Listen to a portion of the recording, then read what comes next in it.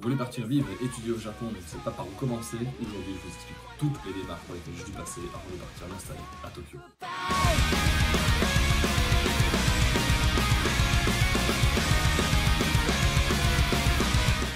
Pour ceux qui n'ont pas encore vu, je vous invite à voir l'épisode 0 de la chaîne, celui dans lequel j'explique pourquoi est-ce que je pars au Japon et pourquoi avec un visa étudiant. Gardez également bien en tête que ce que je raconte est uniquement valable à l'instant T, donc en 2023, et pour les gens qui viennent de Belgique, c'est pas exactement pareil si vous venez d'un pays, ou si vous êtes à une autre époque. Ça change un tout petit peu, même si dans les grandes lignes, ça devrait rester vraiment la même chose. Par contre, vu qu'il fait beau, on va aller faire tout ça dehors. Bien, maintenant qu'on est dehors, revenons-en nos moutons. C'est quoi les conditions pour obtenir un visa au Japon en tant qu'étudiant belge? Eh bien, c'est pas très compliqué. La loi indique que les personnes souhaitant venir étudier au Japon doivent obtenir un visa qui sera sponsorisé par l'école ou l'université d'accueil. Ouais. T'es bien renseigné, toi. Ce type de visa, il peut couvrir une période allant de 3 mois à 4 ans et 3 mois. Cette limite de 4 ans et 3 mois, elle concerne évidemment uniquement les étudiants qui partent étudier dans une université au Japon, et donc tous ces étudiants doivent se plier aux conditions d'accès à l'université japonaise. C'est-à-dire, il faut passer des concours d'entrée, etc., etc. Si c'est ce genre de visa qui vous intéresse, vous avez plutôt à vous renseigner directement auprès de votre université locale, parce que les conditions sont différentes en fonction de chaque université et on peut vous demander des résultats et des dossiers différents en fonction de l'université et notamment de la préfecture dans laquelle vous allez. Me concernant, j'ai déjà un master et je voyais vraiment très mal recommencer un nouveau master depuis zéro ou des études carrément totalement depuis zéro. J'avais un peu la flemme, je vous avoue. Naturellement, moi je me suis orienté vers un autre type d'école, à savoir les écoles de langue. À la différence d'une université japonaise, les visas distribués par les écoles de langue ont une durée maximum d'1 an et 3 mois et peuvent être renouvelés une deuxième fois pour une durée totale de 2 ans et 3 mois. En réalité, c'est 2 fois 1 an, mais il y a toujours 3 mois qui sont ajoutés pour que vous puissiez quand même venir vous installer et faire vos valises pour partir. Attention cependant qu'au Japon, la rentrée des classes est en avril. On considère donc que les 2 ans commencent à partir du mois d'avril de l'année où vous arrivez. Ça veut dire que si, comme moi, vous arrivez plus tard que le mois d'avril, dans mon cas par exemple, je vais arriver au mois de juillet, eh bien on va raccourcir ces 2 ans. Quoi? En fait, même si la rentrée officielle au Japon c'était en avril, pour les écoles de langue internationale, il y a 4 rentrées possibles. Une en avril, une en juillet, une en octobre et une en janvier. Ça fait à peu près une rentrée tous les 3 mois. Si vous prenez une rentrée haute que le mois d'avril, du coup, on va vous couper ces 3 mois fois X selon quand vous arrivez. C'est-à-dire que si vous arrivez en juillet, on va vous tirer 3 mois. Si vous arrivez en octobre, on va vous tirer 6 mois. Si vous arrivez en janvier, on va vous tirer 9 mois. Mais oui, c'est clair. Forcément, le plus logique, c'est d'essayer d'arriver en avril et éventuellement en juillet comme je le fais. Mais je vous conseille vraiment d'éviter les rentrées d'octobre et de janvier, sinon vous allez vraiment raccourcir très fort vos visas. Dans l'idéal, évidemment, visez la rentrée d'avril, mais pour ça, il va falloir vous y prendre au moins, je dis bien, au moins 6 mois à l'avance. À partir d'ici, je vais vraiment me baser sur mon expérience personnelle et donc je vais vous donner les dates et les exemples qui me concernent moi directement. Évidemment, si vous comptez prendre une autre rentrée, vous adaptez simplement les mois et vous verrez que ce sera plus ou moins pareil au niveau des timings. Ce qui fait que pour préparer mon départ en juillet, j'ai dû m'y prendre dès le mois de décembre et j'ai dû contacter un des fameux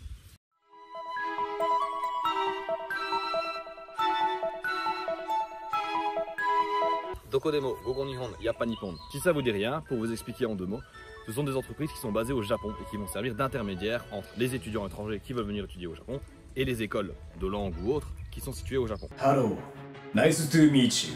C'est pas obligatoire de passer par ce genre d'entreprise, mais très honnêtement, ils s'y connaissent très bien au niveau du système japonais et ils pourront vraiment vous aider pour beaucoup de choses. Comment remplir votre demande d'inscription? Quels sont les délais? Comment trouver un logement? Quelle démarche faire dans votre pays? Bref, plein de choses nécessaires, mais aussi beaucoup de conseils très utiles pour la vie de tous les jours. Et en plus de ça, le gros bénéfice, c'est que ça vous coûtera rien du tout. Le rat. Discret, prudent, intelligent.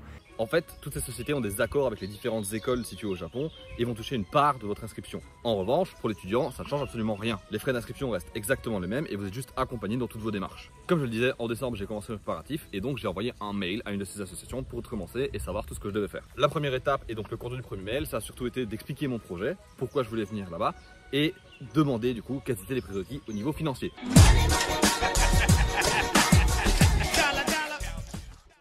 Attention, c'est ici que je commence à parler d'argent. Évidemment, c'est à titre purement informatif, donc ça sert à rien de faire des débats sur oui, l'argent c'est tabou, on peut pas parler d'argent en France. Déjà, je m'en branle, je suis belge, et ensuite, moi je suis à l'aise avec ça, donc c'est pas un problème. Fâchez-vous comme vous voulez, je m'en fous. Niveau thune, l'immigration japonaise va vous demander de pouvoir prouver en fait que vous allez pouvoir subvenir à vos besoins sur place pendant une période d'au moins 1 an, sans avoir besoin de travailler.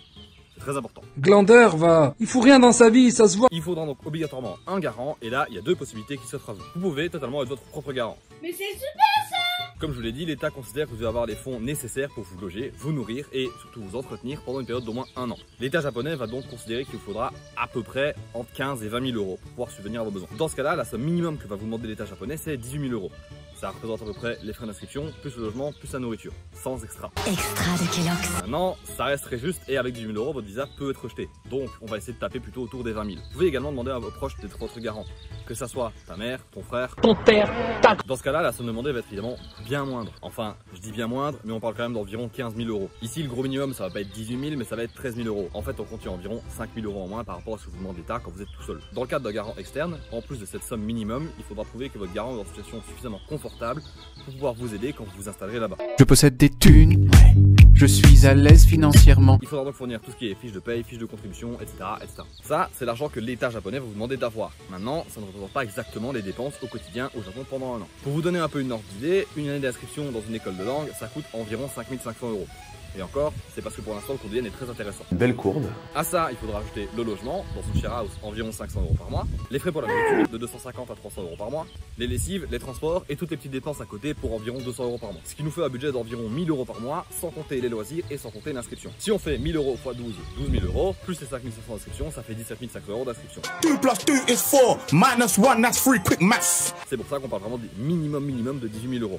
Sauf qu'il faut rajouter à ça le prix du billet d'avion. Donc en fait, une année d'études au Japon, ça va plutôt vous coûter entre 17 500 et 20 000 €. Évidemment, ces chiffres sont à titre indicatif. Si vous avez des dépenses bien moindres, vous pouvez vous sortir pour beaucoup moins.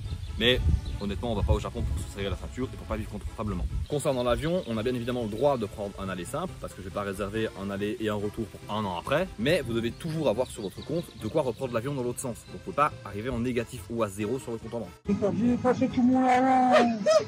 Comme je vous l'ai dit, cet argent, c'est l'argent qui est nécessaire si vous partez là-bas sans travailler. Sauf qu'en tant qu'étudiant au Japon, vous avez besoin d'avoir un baito, un petit boulot, jusqu'à 28 heures par semaine. En gros, vos économies ne vont pas fondre au fur et à mesure de votre vie là-bas, même si vous allez devoir aller un peu piocher dedans et que dans tous les cas, ça va baisser de minimum 5 000 €, ne serait-ce que pour payer l'inscription au début. Maintenant que j'ai les premières infos, que je sais comment obtenir mon visa et que j'ai l'argent nécessaire pour le demander, il me reste à faire mon dossier d'inscription. Pour construire votre dossier d'inscription, voici la liste des documents dont vous aurez besoin. Une photocopie de votre passeport, une photo d'identité datant de moins de 3 mois, une copie du dernier diplôme obtenu, un extrait de relevé de compte ou une attestation bancaire de votre garant, un avis d'imposition de votre garant, une lettre de motivation expliquant pourquoi vous voulez venir étudier au Japon et, si vous avez déjà étudié le japonais, une attestation de pratique des cours, que ce soit le GLPT ou autre. Normalement, ces documents sont assez simples à obtenir, voire pour la plupart vous avez déjà chez vous. Quand vous avez tout récupéré et que vous avez tout entre vos mains, il vous reste plus qu'à construire le dossier. Donc pour ça, il y a un formulaire d'inscription à remplir dans lequel on vous demande toutes vos données classiques, adresse, nom, etc., etc., etc. Puis il faudra renvoyer ce dossier avant fin février. Le vrai problème, c'est l'immigration. Ce formulaire qui vous sera transmis par l'école sera également le même qui sera remis à l'immigration. Remplissez-le bien comme il faut, toutes les cases une à une, et vérifiez tout plusieurs fois. Une petite erreur est vite arrivée et l'immigration japonaise, elle rigole moyen avec tout ça. Normalement, si vous passez par un intermédiaire, ils vont vérifier votre dossier pour vous plusieurs fois. C'est pour ça aussi que je vous dis que c'est vraiment très utile de passer par eux. Ils s'assurent vraiment que tout est correct et que tout pourra passer. Une fois que c'est fait, il y a une place qui est bloquée pour vous à l'école et qui est évidemment sous réserve d'acceptation du visa. Ce qui veut dire que jusque là, vous n'êtes pas encore obligé de payer votre inscription. Il n'y a aucun frais qui sont engagés pour l'instant. Au niveau de l'école, vous aurez réponse pour savoir si votre dossier est correct environ fin mars, donc un mois après que vous ayez rendu votre dossier. Et au niveau de l'immigration, ce sera 1 mois et demi avant la rentrée. C'est à ce moment-là que vous allez recevoir ce qu'on appelle le certificat d'éligibilité et que vous devrez payer votre inscription. Ça veut donc dire que si on calcule bien, entre le moment où vous rendez votre dossier et le moment où vous avez l'avis positif, il y a 3 mois. Alors oui, c'est très long. Mais rassurez-vous, vous aurez d'autres informations, d'autres démarches à faire d'ici là. Logement, téléphone, compte en banque, sécurité sociale, toutes ces petites choses qui vous semblent aller de soi dans votre vie au quotidien vont changer du tout au tout. Il faudra tout recommencer à zéro. Plus vous êtes préparé avant d'arriver au Japon, plus ce sera facile une fois que vous serez sur place. Je vous le dis, vous avez du temps devant vous entre le moment où vous rendez votre dossier et le moment où vous avez la réponse. Donc profitez-en, prenez vraiment un max de renseignements. Essayez déjà de voir ce que vous voulez faire, l'endroit où vous voulez loger, renseignez-vous sur les prix, etc., etc. Honnêtement, pour le téléphone et le compte en banque, moi-même je sais pas encore comment ça se passe, donc je vais pas en parler pour l'instant. Je sais que c'est des choses qui sont très importantes, mais malheureusement, on peut pas faire ces démarches avant d'arriver à Tokyo. Par contre, une chose qui est très importante et que vous devez absolument faire avant d'arriver à Tokyo, c'est trouver un logement. Pour le logement, évidemment, tant que vous n'avez pas votre certificat d'éligibilité, vous ne pourrez pas réserver de logement au Japon. Ça paraît plutôt logique, les propriétaires en général demandent quand même une assurance pour être sûr que vous puissiez effectivement venir chez eux. Parmi les options classiques de logement au Japon pour les étudiants, on retrouve notamment les share house, les propriétés universitaires et les logements privés. Je ne parlerai évidemment pas d'hôtel parce que vous comprendrez bien que pour partir étudier un an, louer un hôtel pendant un an, c'est beaucoup trop cher. Ce que je vous conseille personnellement plus, et ce que moi j'ai fait, c'est de prendre une share house à Tokyo qui est pas trop loin de l'école. En gros, vous louez une chambre dans un immeuble à Tokyo et vous avez des pièces de vie partagées avec d'autres personnes. Pour vous donner une idée, à Tokyo, une chambre individuelle de taille plus ou moins moyenne, assez proche du centre et assez proche de l'école, va vous coûter entre 5 et 600 € par mois. Et oui, à Tokyo, ça reste cher malgré tout.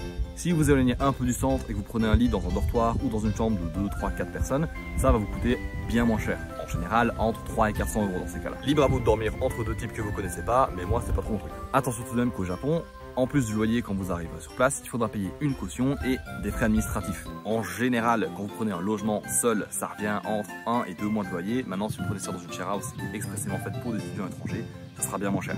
Le gros avantage d'une share house, c'est aussi qu'on peut choisir de localisation. Et quand on prend quelque chose qui est assez proche de l'école, on économise en général beaucoup d'argent en transport. Ça coûte très cher les transports à Tokyo. Au niveau des résidences universitaires, maintenant, les loyers sont également de 5 à 600 € plus ou moins. L'avantage dans ce genre de choses, évidemment, c'est que vous avez plus de services. Vous avez notamment parfois accès à une salle de sport, une salle d'études, une cantine, etc., etc.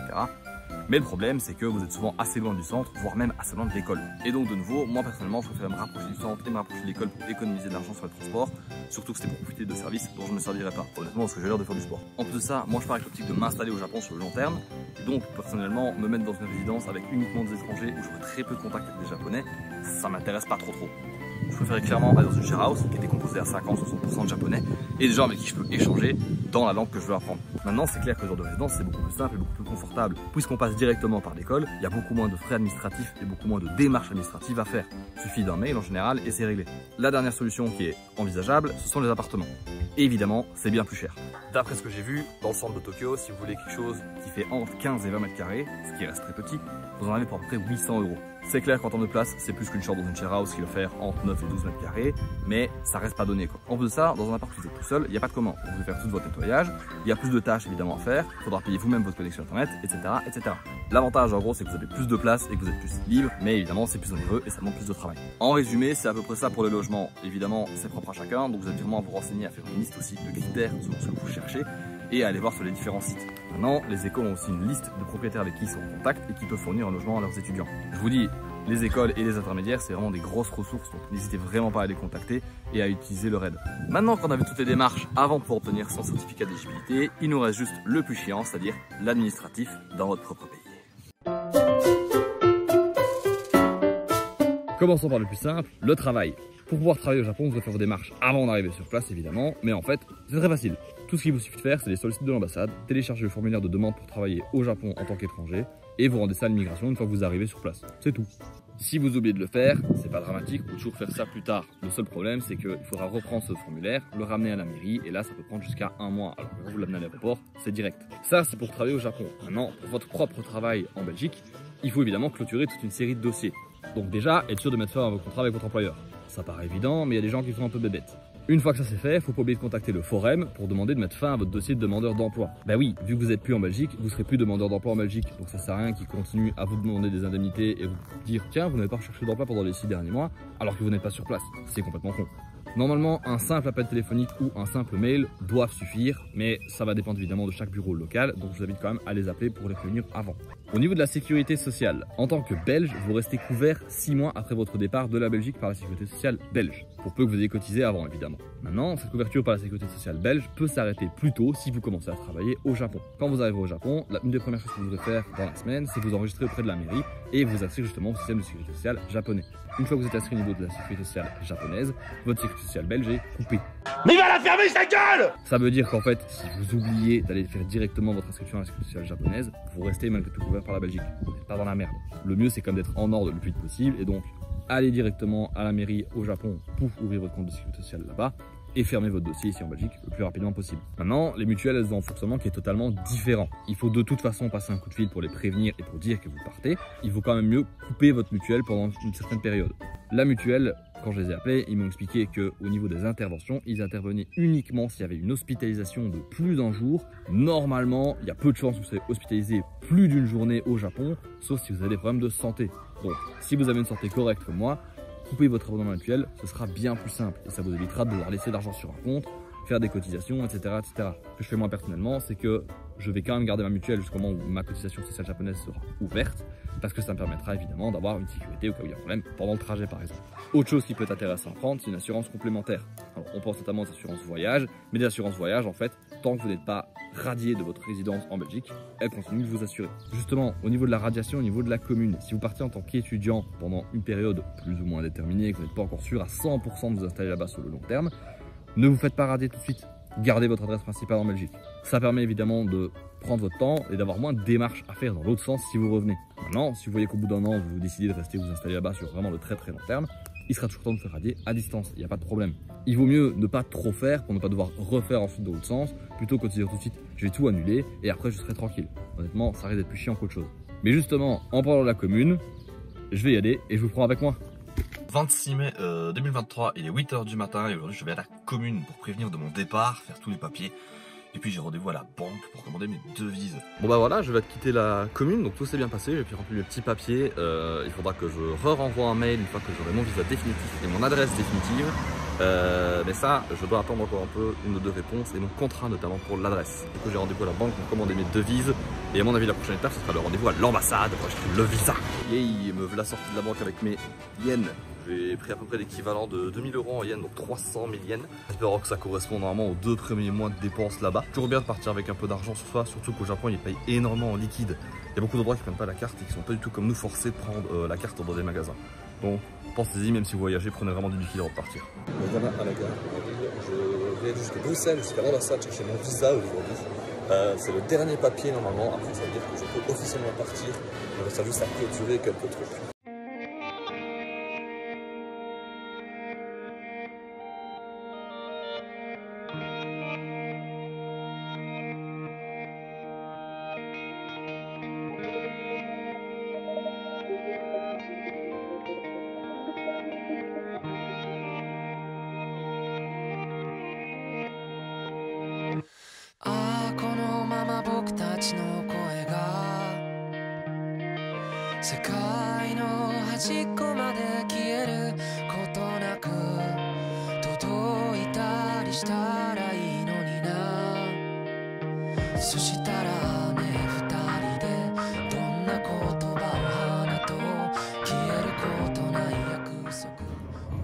J'ai le 5 grammes, je peux partir, let's go.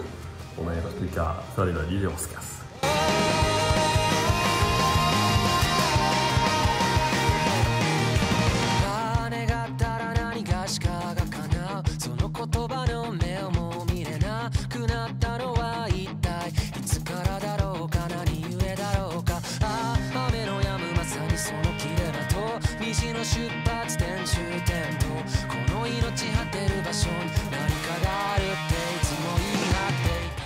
Ça y est, à l'aéroport, enfin, après tant de temps d'attente, tant d'années. J'ai pas filmé tous les check-in, etc. parce que j'étais méga en retard. Mais là, je suis 15 minutes avant le départ, je suis là, allez, 200 mètres de ma borne, donc je suis méga content, méga refait. Merci à tous du coup d'avoir suivi cette vidéo. J'espère que ça n'a pas été trop chiant cette fois, c'était un peu la plus chiante quand même. Je crois que c'était la vidéo la plus chiante maintenant ça devrait aller. Du coup, je vous cache dans mon sac et je vous retrouve au Japon pour le prochain épisode. Merci beaucoup et à très bientôt.